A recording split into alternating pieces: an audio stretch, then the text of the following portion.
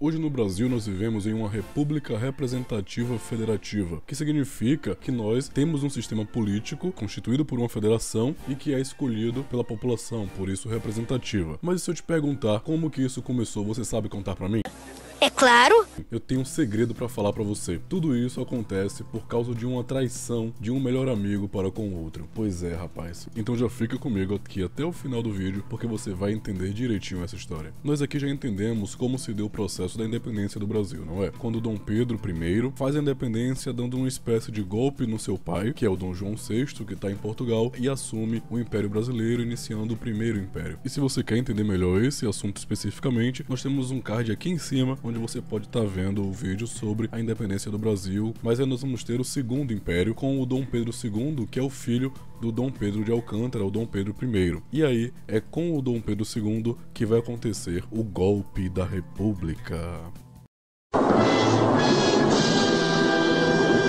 De fato, foi um golpe. Mas brincadeiras à parte, apesar de todas as mazelas da nossa república, eu ainda prefiro uma república federativa do que, de fato, uma monarquia. Mas e você? É a favor mais de uma monarquia ou de uma república? Me conta aqui nos comentários. Mas o que o Marechal tem a ver com isso? O dito Marechal Deodoro da Fonseca, primeiro presidente do Brasil e também grande amigo do imperador Dom Pedro II, foi também um grande herói na Guerra do Paraguai. Guerra essa que deu vitória ao Brasil, e ele ficou consagrado como um símbolo de heroísmo nesse momento. E esse seria um dos motivos para ele ser escolhido como proclamador da República. Porém, como já sabemos, ele era um grande amigo do Dom Pedro e também era um monarquista dito. Ele nunca teve indícios ou ideias republicanas. Como o Marechal Deodoro da Fonseca, grande amigo de Dom Pedro II e monarquista convicto, acabou aceitando proclamar a República e trair o seu melhor amigo. Esse fato acontece primeiro pelo seu grande prestígio no exército como um herói de guerra, mas principalmente pelas consequências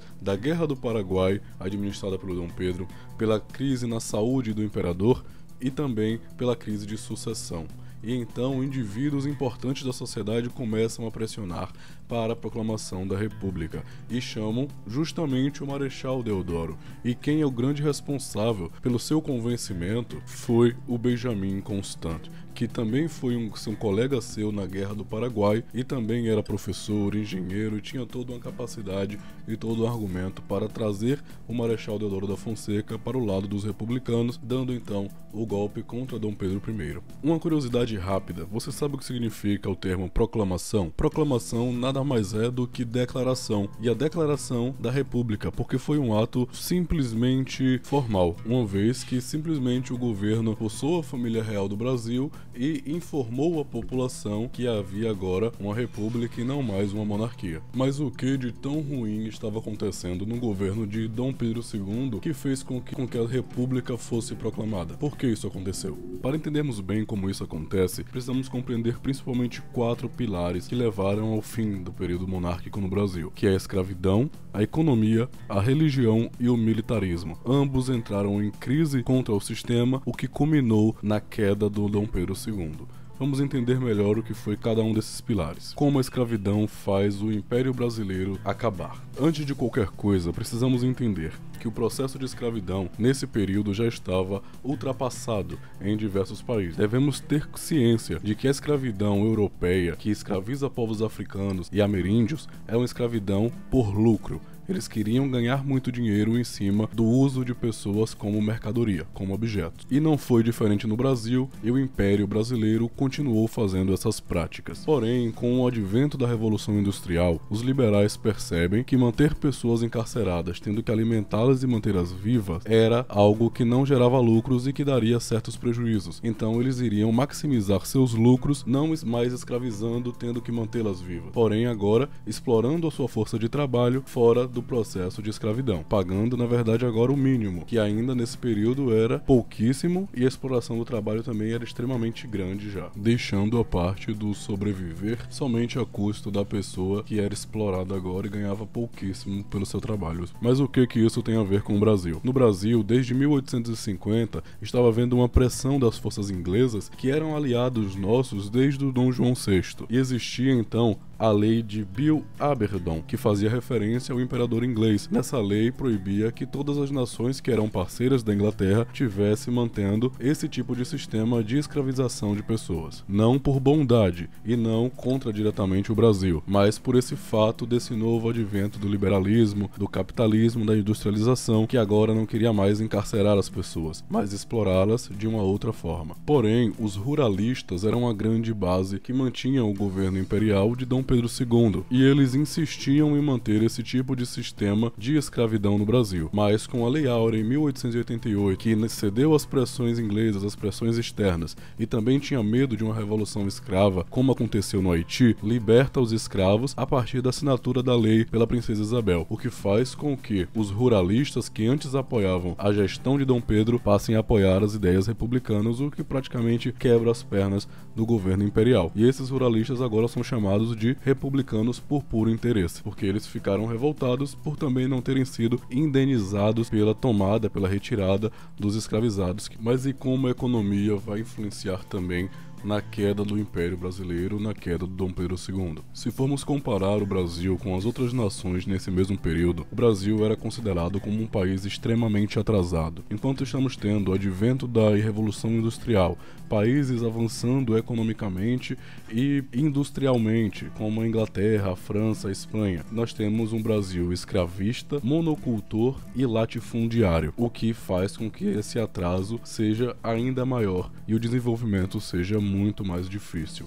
E temos também, junto nesse período, a Guerra do Paraguai, que foi citada anteriormente. E se vocês quiserem um vídeo sobre a Guerra do Paraguai, deixa aí nos comentários me dizendo, que eu vou fazer questão de gravar aqui pra gente. Inclusive, durante essa mesma Guerra do Paraguai, o Brasil, que compôs a Tríplice Aliança, que era o Brasil, a Argentina e o Uruguai contra os paraguaios, fez com que o Brasil ficasse extremamente endividado, pois ele fez empréstimos com essas nações e também com a Inglaterra, e o Império não conseguiu pagar os empréstimos, o que fez com que eles aumentassem ainda mais. Então esse conjunto de fatores culminou também na derrocada do Império Brasileiro. A questão religiosa no Brasil foi um dos fatores cruciais para a derrocada do Império Brasileiro, principalmente pelas disputas políticas e ideológicas que aconteciam entre a Igreja Católica e a maçonaria. Por que isso? É extremamente correto afirmar que a maioria das monarquias ao redor do mundo, principalmente as europeias,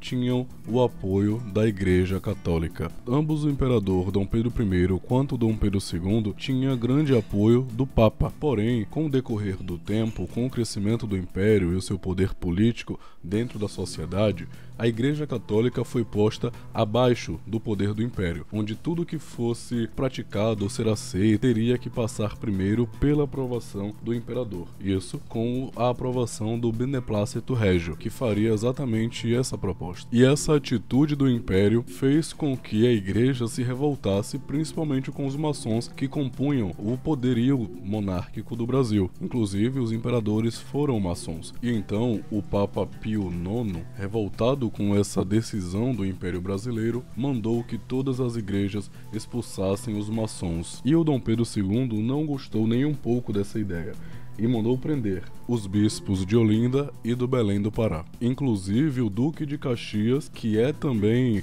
um símbolo do exército brasileiro, que mandou matar várias crianças na Guerra do Paraguai, ele também era da maçonaria e mesmo assim pediu o perdão desses bispos que foram expulsos, que foram presos por Dom Pedro II. O Dom Pedro II, que também era maçom, perdoa esses bispos, mas faz com que a igreja, dentro desse contexto, dentro desse desgaste, se afaste da monarquia e apoie cada vez mais os ideais republicanos. E agora, como a questão do exército, a questão militar derrubou o Império Brasileiro, derrubou Dom Pedro II. Depois da Guerra do Paraguai, nós tivemos os militares considerando que isso foi um grande feito, e de fato, para esse exército, isso teria sido um feito extremamente importante, e com isso eles queriam melhores condições, melhores salários e promoções democráticas, que eles queriam ser promovidos e ascender na sua carreira. Quem daria essas promoções era o ministro da Guerra, o que era uma dificuldade, o que gerou um grande desgaste entre os militares e o imperador Dom Pedro, que estaria fazendo esse processo de forma arbitrária. E também existia uma grande censura do que os militares poderiam ou não falar para a sociedade.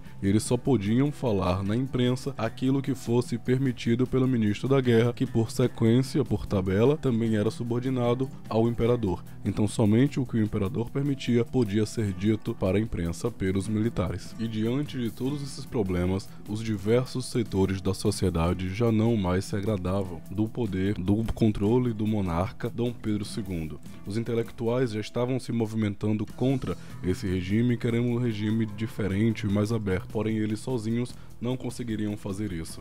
Então se juntaram diversos intelectuais, se juntaram diversos setores da igreja e os militares para a derrubada então do Dom Pedro II. E no dia 15 de novembro, o Marechal Deodoro da Fonseca, juntamente já convencido pelo exército e por todos esses fatores, se organizam por uma guarda nacional e mandam a família real embora do Brasil e declaram então a proclamação da República na Câmara dos Vereadores do Rio de Janeiro, partindo também do discurso do abolicionista José do Patrocínio. E a ascensão do Marechal Deodoro da Fonseca marca não somente a queda do Império, mas o início de um novo período da República do Brasil, onde nós vamos chamar de República da Espada, alguns vão chamar de República Velha ou de Primeira República, que marcaria a ideia de um sistema mais livre, mas que na verdade vai culminar também na primeira ditadura do Brasil. Se você quiser saber também sobre esse período, pede aí nos comentários que a gente deixa aqui pra você. Eu espero do fundo do meu coração que você tenha gostado do seu vídeo, por isso eu tenho certeza de que você já deixou o seu like e já deve ter se inscrito aqui, porque se inscrevendo você não vai mais perder os conteúdos de história do Brasil, história da América, história do mundo, atualidades e política.